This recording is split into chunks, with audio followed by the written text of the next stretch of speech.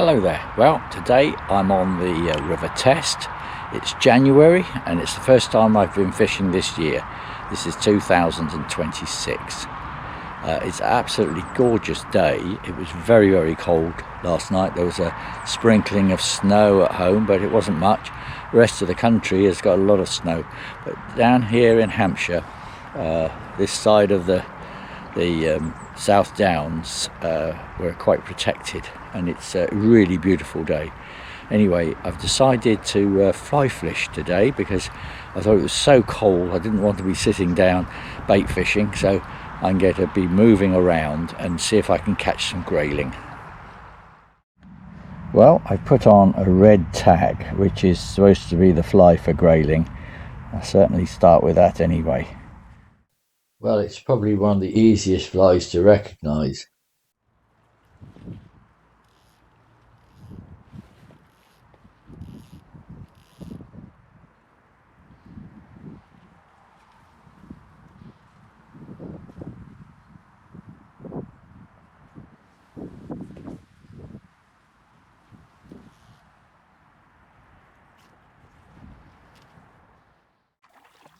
Now, I hadn't been fishing long when I got into a fish, and I was rather pleased because this is probably the first fish I've caught for years on a fly on the River Test. Because usually I come to this part bait fishing in the winter. It wasn't enormous, but it was a very respectable brown trout, which I got back as quickly as I could.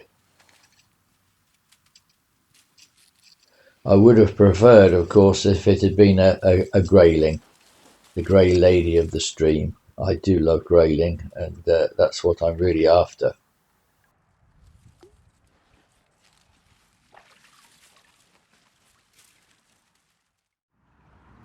Now, considering that it's January and it's in the middle of the winter, I'm really surprised that the River Test is so low.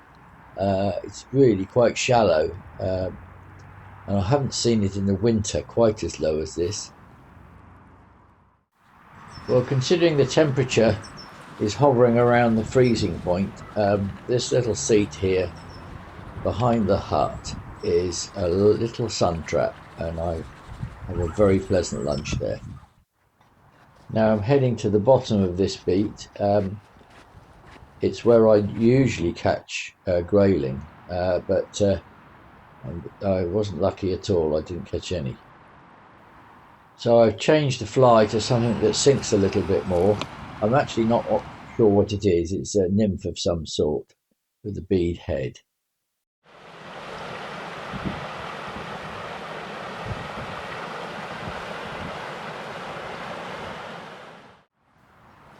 Well, I tried here for about an hour or so, but no luck with grayling. It'd be interesting to know if I'd been bait fishing, whether I would have caught grayling in this stretch. Anyway, it's lovely just wandering on the banks, and it's certainly, I feel quite warm really, not sitting down. Nice to keep moving. So I went back to where I caught my first fish, and lo and behold, I get into something which is a lot bigger and it's quite difficult to land.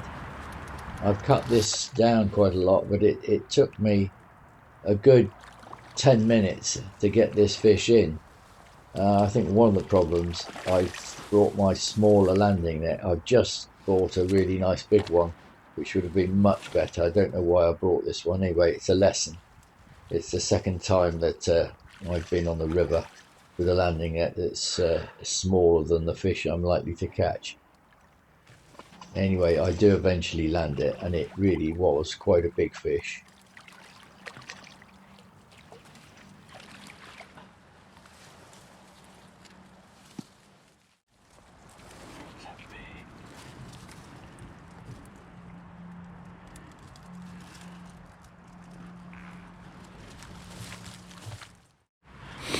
Well, that was a bit of excitement. That was one of the biggest trout that I've caught in the test at all. If anywhere actually, it really was a big fish. It took me a long while to land it.